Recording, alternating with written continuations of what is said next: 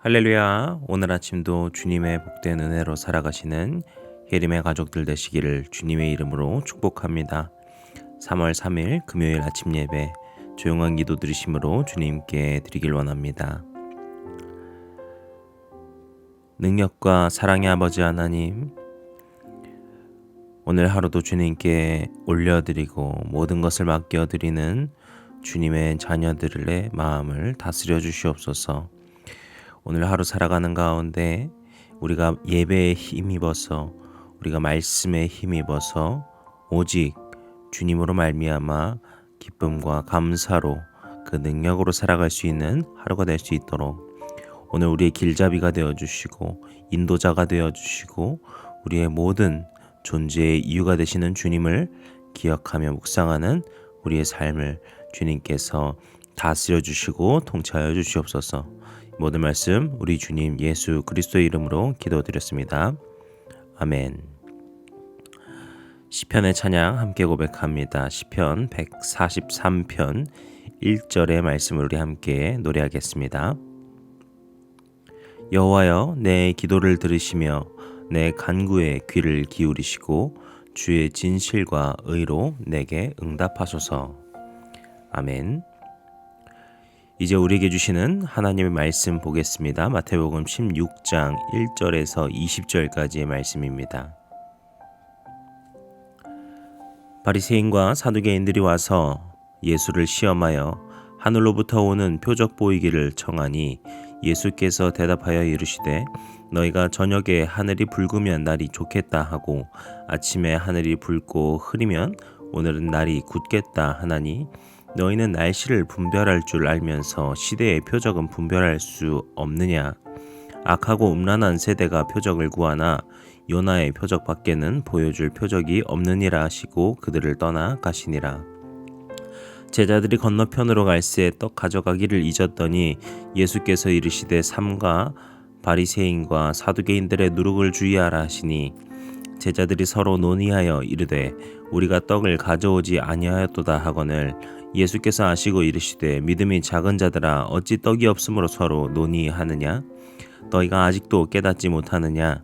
떡 5개로 5,000명을 먹이고 주운 것이 몇 바구니며 떡 7개로 4,000명을 먹이고 주운 것이 몇 광주리였는지를 기억하지 못하느냐? 어찌 내 말한 것이 떡에 관함이 아닌 줄을 깨닫지 못하느냐? 오직 바리새인과 사두개인들의 누룩을 주의하라 하시니 그제야 제자들이 떡의 누룩이 아니요 바리새인과 사두개인들의 교훈을 삼가라고 말씀하신 줄을 깨달으니라. 예수께서 빌립보 가이사랴 지방에 이르러 제자들에게 물어 이르시되 사람들이 인자를 누구라 하느냐? 이르되 더러는 세례 요한, 더러는 엘리야, 어떤 이는 예레미야나 선지자 중 하나라 하나이다. 이르시되 너희는 나를 누구라 하느냐? 시몬 베드로가 대답하여 이르되 주는 그리스도시요 살아계신 하나님의 아들이시니이다. 예수께서 대답하여 이르시되 바요나 시몬아 내가 복이 있도다. 이를 내게 알게 하니는 혈육이 아니요 하늘에 계신 내 아버지시니라. 또 내가 내게 이르노니 너는 베드로라. 내가 이 반석 위에 내 교회를 세우리니 음부의 권세가 이기지 못하리라. 내가 천국 열쇠를 내게 주리니 내가 땅에서 무엇이든지 매면 하늘에서도 매일 것이요 내가 땅에서 무엇이든지 풀면 하늘에서도 풀리리라 하시고 이에 제자들에게 경고하사 자기가 그리스도인 것을 아무에게도 이르지 말라 하시니라. 아멘. 오늘 우리가 나눌 말씀은 마태복음 16장의 말씀입니다. 그 내용을 보시면은 두 가지, 좀 크게 조금 잘게 보면 세 가지로 볼 수 있을 텐데요. 하나는 바리새인과 사두개인들이 예수님을 시험하는 내용입니다. 그리고 또 다른 하나는 제자들과 예수님의 대화를 통해서 바리새인들과 사두개인들을 경고하시는 말씀이시고요. 마지막으로 세 번째로 볼 수 있는 것은 예수님과 제자들이 빌립보 가이사랴 지방에 이르러서 함께 대화를 나누는 장면이라고 볼 수 있겠습니다. 먼저 우리가 보게 되는 것은 바리새인과 사두개인들이 예수님을 시험하는 장면인데요. 그들은 예수님께 하늘로부터 오는 표적을 구하고 있습니다. 이 표적이라고 하는 것은 헬라어로 세메이온이라고 하는데 어떤 기적과 같은 초자연적인 현상을 이야기를 합니다. 그런데 앞서 말씀드린 것처럼 그들의 목적은 정말 예수님이 하나님의 아들이신가 이것을 확인하려는 것이 목적이라고 보기는 어렵습니다. 여기서 보시면은 예수를 시험하려고 했다라고 말씀드렸죠. 이 시험하다라는 단어가 페이라조인데요. 우리가 생각해 볼 때 시험을 뭔가 받는다, 시험을 겪는다라고 하면은 시험은 보통 안 좋은 것도 있고 우리가 시험을 치른다 할 때는 좋은 것도 있을 수 있겠지만 이 페이라조는 거의 나쁜 일에서 사용하는 단어입니다. 죄를 빠뜨리는 시험 혹은 타락해 하는 시험 이런 시험들을 말을 하는 것이죠.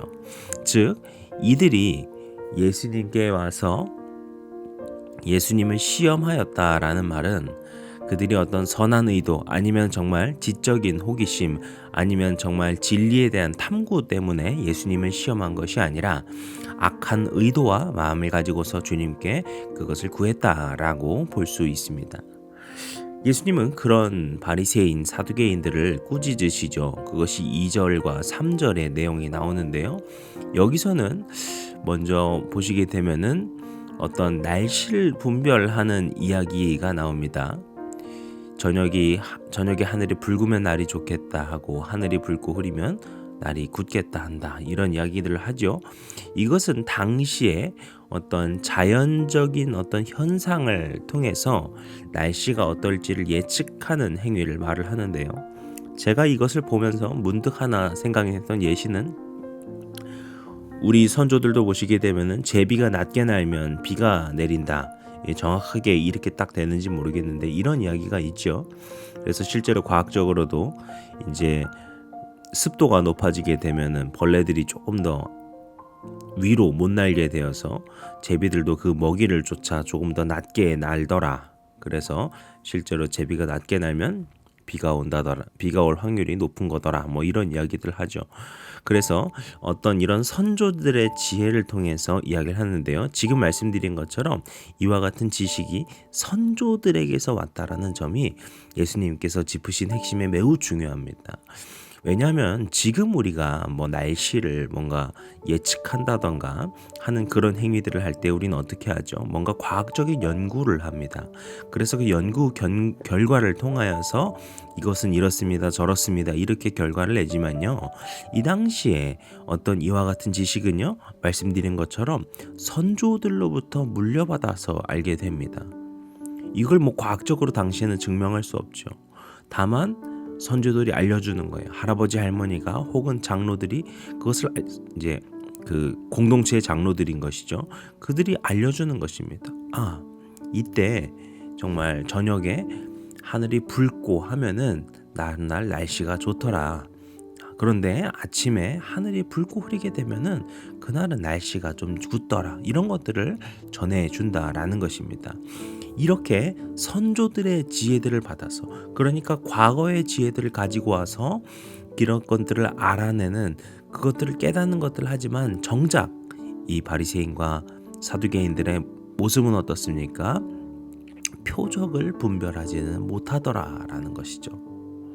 이게 무슨 말이냐면요, 예수님께서 말씀하시는 표적, 예수님께서 그리고 보이신 표적이라고 하는 것은 그들이 보기에는 어떤 신비한 초자연적인 현상, 막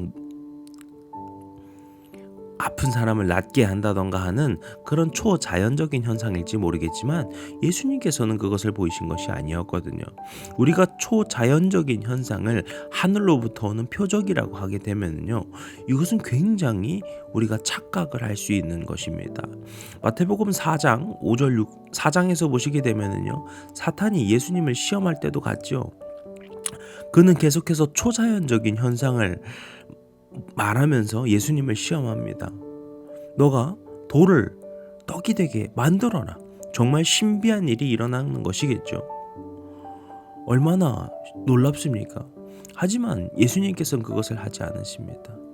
성전의 꼭대기로 올려보내서 너가 이제 그곳에서 뛰어내려라. 그럼 천사가 너를 구한다고 하지 않았느냐? 그런데 예수님께서는 그것을 하지 않으십니다. 왜냐하면은 그것이 진정으로 하늘로부터 오는 표적이라고 할 수 없는 것이기 때문이죠. 제가 좋아하던 영화 중에 브루스 올마이티라는 영화가 있습니다. 그 브루스라고 하는 한 남자가 어떤 하나님의 능력을 갑자기 갖게 된다라고 하는 약간은 기독교 영화라고도 볼 수 있는 아무튼 그런 영화인데요. 거기서 보면은 그 약간 재밌게 이제 한 것이죠. 그런데 아무튼 그 영화에 보게 되면은요, 이 사람이 정말 자기가 하나님의 능력을 얻게 된 것인지 긴가민가해 하고 있을 때 갑자기 시험을 하나를 해보는데요. 자기가 먹으려고 했던 그 토마토 스프가 있었는데 그거를 홍에 가르듯이 이렇게 해서 가르는 이런 장면이 나옵니다. 그런데 이 영화 말미에 보게 되면은요, 이 영화 말미에도 그 얘기가 나오게 되죠. 이와 같이 신비한 일이 기적인 것이 아니다. 토마토 스프를 반으로 가르고 하는 것이 기적이라고 볼 수 있는 것이 아니다라고 말을 하죠. 여기서도 마찬가지입니다. 예수님께서는 시대의 표적이라고 말을 합니다. 여기 3절에 보시게 되면 시대의 표적을 너희가 분별할 수 없냐라고 하죠. 그런데 이 시대의 표적은요, 원문에서 보게 되면은 복수 형태로 되어 있습니다. 그러니까 시대의 표적들이라는 거예요. 이 말은 무슨 말이냐? 시대라는 거는 우리가 이전부터 계속해서 오는 그것을 말을 하죠. 그러니까 예수님께서 말씀하시는 표적은 무엇입니까? 초자연적인 지금 어떤 현상이 표적이 아니라 이전부터 선조들을 통하여서 또 선지자를 통하여서 선포되었던 말씀들,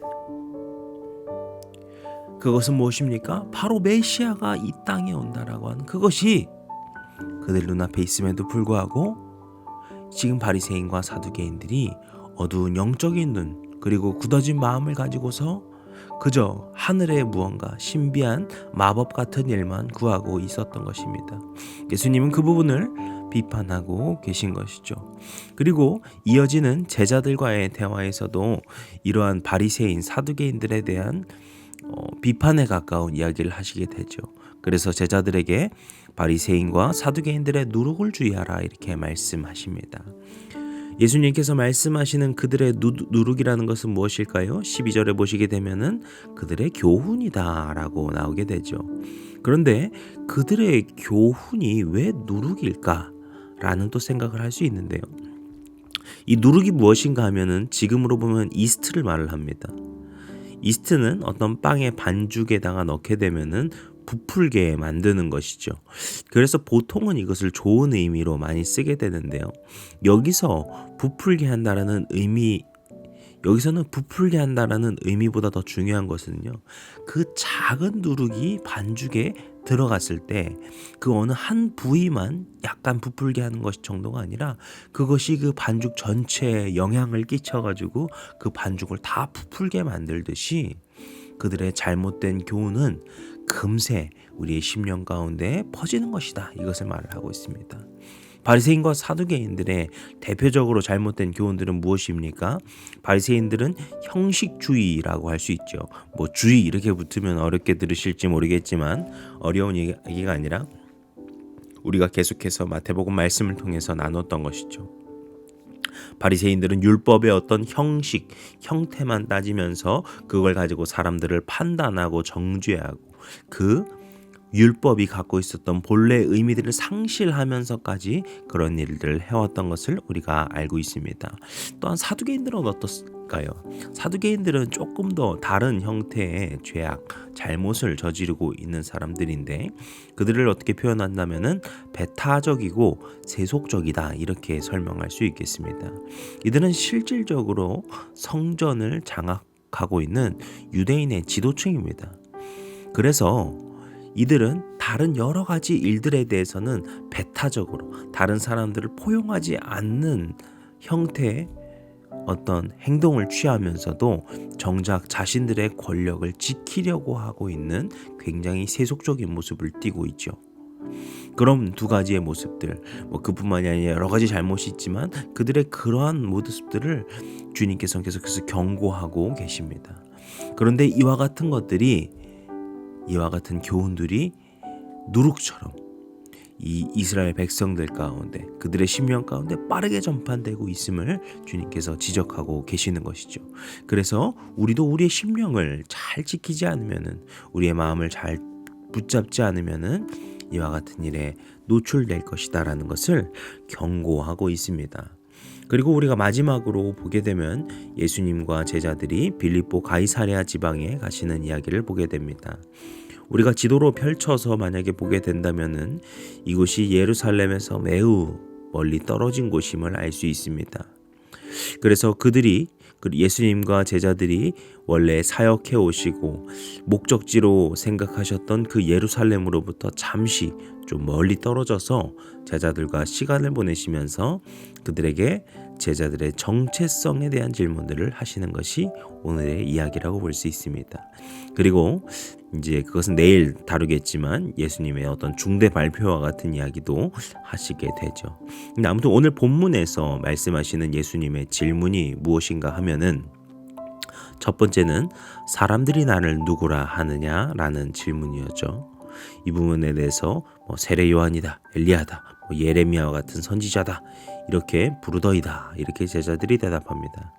그런데 예수님께서 한 번 더 물어보십니다. 그러면 너희는 나를 누구라 하느냐? 이때 베드로가 정말 놀라운 대답을 하게 되는데요. 16절의 말씀인데 이 부분 한번 같이 읽어보면 좋겠습니다. 시몬 베드로가 대답하여 이르되 주는 그리스도시요 살아계신 하나님의 아들이시니이다. 아멘. 참으로 놀라운 고백입니다.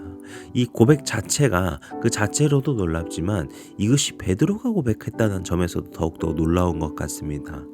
우리가 복음서 그리고 사도행전에서 보게 되면은요, 이 베드로라는 인물을 생각하면 뭔가 멋진 말을 하고 뭔가 지적이고 이런 것은 약간 사도 바울에 가깝죠.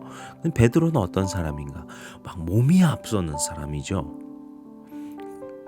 그래서 뭔가 하고 뭔가 돌진하는 그런 느낌에 가까운 것 같은데, 그가 정말 이런 고백을 하는 것이 정말 놀라운 것 같았습니다. 그런데 어떻게 그가 이런 고백을 할 수 있었는가, 이런 놀랍고 아름다운 고백을 할 수 있었는가? 예수님께서는 17절에 이렇게 말씀하시죠. 이를 내게 알게 하니는 혈육이 아니요 하늘에 계신 내 아버지시라.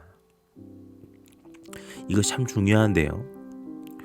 우리는요, 우리의 신앙생활 가운데서 우리의 잘함과 못함을 많이 생각을 할 때가 있습니다. 물론 우리가 신앙생활을 더욱더 성실히 한다던가 주님을 더욱더 사랑하는 마음으로 무언가를 한다던가 이것은 참 중요할 것 같아요. 그런데 우리가 이 그리스도의 신앙, 우리 그리스도 신앙이라고 하는 그것을 믿을 때 정말 중요한 것 하나는요, 감리교도 그렇고 주님께서 우리를 먼저 사랑하셨다라는 거예요. 그리고 주님께서 우리에게 먼저 그 은혜를 베풀어 주셨다라는 거예요. 예수께서 그리스도시고 살아계신 하나님의 아들이심이라는 것은 사실은 감추어져 있던 것이었습니다. 이전까지는 말해준 것이 아니었죠. 그런데 하나님의 주권적인 은혜가 베드로에게 임하게 되어서 그가 놀라운 고백을, 믿음의 고백을 할 수 있었다라는 것입니다. 우리의 믿음의 고백이 우리의 머리로 생각으로 우리가 열심히 상상해서 나오는 것이 아니라 우리의 심령 가운데서 내주하고 살아계시는 주님의 놀라운 능력 가운데서 나타난다라는 점을 이 구절에서 우리가 알 수 있습니다. 그러면서 예수님께서 이제 베드로를 칭찬하시고 축복하시면서 좀 우리에게 문제가 될 수 있는, 고민이 될 수 있는 구절을 말씀하십니다. 18절에 내가 이 반석 위에 내 교회를 세우리니. 여기서 이 반석이라는 것은 베드로를 말을 하죠. 그리고 이 내 교회를 세운다, 이 이야기 자체가 거의 마태복음에서만 나오는 이야기인데요. 그렇다면은 반석 위에 내 교회를 세우신다, 이것을 우리가 어떻게 이해할 것인가? 이게 무슨 말인가? 이게 참 중요합니다. 그런데요, 우리가 이 부분에서 가장 먼저 기억해야 될 것, 우리가 혹 잊고 있을 수 있는데 정말 기억해야 될 것이 있는데요. 그것은 예수님과 제자들이 지금 헬라어로 대화하고 있지 않다는 거예요. 그들은 지금 아람어, 그러니까 히브리어와 거의 흡사한 아람어로 대화를 하고 있죠. 그래서 여기서 이 교회라고 지칭하고 있는 에클레시아도 헬라어 단어이기 때문에 이것은 마태가 선택한 단어라고 볼 수 있습니다. 그래서 이것은 히브리어 카할을 번역한 것이라고 보고 있는데요. 이 카할은 집회, 모임과 같은 어떤 사람들의 집합, 사람들의 모임을 의미하고 있습니다. 그런데 우리가 교회라고 말을 하게 되면은 어떤 건물 아니면 어떤 제도, 어떤 그렇게 조직화된 그런 것을 생각하게 되죠. 그런데 에클레시아라는 것도 어떤 모임을 말을 하는 것이고, 이 카할이라고 말을 하는 것에서도 중요한 것은 모임, 결국에는 그 사람의 공동체가 중요합니다. 그러면 이것을 공동체라는 관점에서 보게 되면은 우리에게 중요한 의미를 주지요. 내 교회를 세운다. 베드로를 통하여서 내 교회를 세운다. 이것이 무엇입니까? 이제 예수님께서 부활 승천하신 후에 사도들을 통하여서 세워지게 되는 그리스도 공동체, 부활의 공동체를 말을 하는 것입니다. 어떤 교회라는 멋진 건물을 세우는 것이 아니라 이제 그리스도의 공동체가 이루어짐을 우리에게 약속하고 계시는 것이죠. 주님께서 베드로에게 주신, 그리고 이후 저를 비롯한 우리 모든 그리스도인들에게 주신 가장 커다란 축복, 주님께서 주시는 그 축복은 무엇입니까? 바로 우리가 그리스도 안에서 한 가족된 교회 공동체로, 믿음의 공동체로 모일 수 있도록 주님께서 우리를 그렇게 불러주셨다라는 것입니다.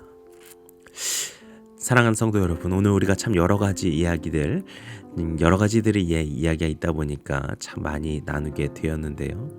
오늘 이야기들을 우리가 쭉 나누면서 묵상했던 것들, 그리고 여러분이 기억하시는 것들을 다시 한번 생각해 보시면서 우리가 주님의 교회로 살아가고 우리가 그 바리새인들의 그 교훈을 주의해야 하듯이 우리의 삶에도 무엇을 주의해야 할지, 그리고 우리는 어떻게 살아야 할지, 그것을 우리가 고민하면서 오늘 하루를 주님과 그렇게 동행하는 사순절의 삶으로 살아가셨으면 좋겠습니다. 그렇게 기쁨과 은혜로 살아가시는 혜림의 모든 가족들 되시기를 주님의 이름으로 간절히 축복합니다. 기도하시겠습니다. 우리를 사랑하시고 불러주시고 주님의 자녀로 세워주심에 감사드립니다. 사랑의 아버지 하나님, 이제 우리가 오늘 하루를 주님의 마음을 가지고서, 주님의 말씀을 가지고서 나아가길 원합니다. 주의 자녀들 축복하여 주시고 오늘 하루가 오직 주님의 은혜와 사랑으로 살아가는 복된 하루가 될 수 있도록 주님께서 우리의 모든 것들을 다스려 주시옵소서. 우리의 삶이 되시고 우리의 모든 것 되어주신 우리 주님 예수 그리스도의 이름으로 기도드렸습니다. 아멘. 이제 우리 주기도문 함께 드리시고 오늘 아침 예배를 마치도록 하겠습니다. 하늘에 계신 우리 아버지여, 이름이 거룩히 여김을 받으시오며 나라 임하옵시며 뜻이 하늘에서 이룬 것 같이 땅에서도 이루어지이다. 오늘날 우리에게 일용할 양식을 주옵시고 우리가 우리에게 죄진 자를 사하여 준 것 같이 우리 죄를 사하여 주옵시고 우리를 시험에 들게 하지 마옵시고 다만 악에서 구하옵소서. 나라와 권세와 영광이 아버지께 영원히 있사옵나이다. 아멘.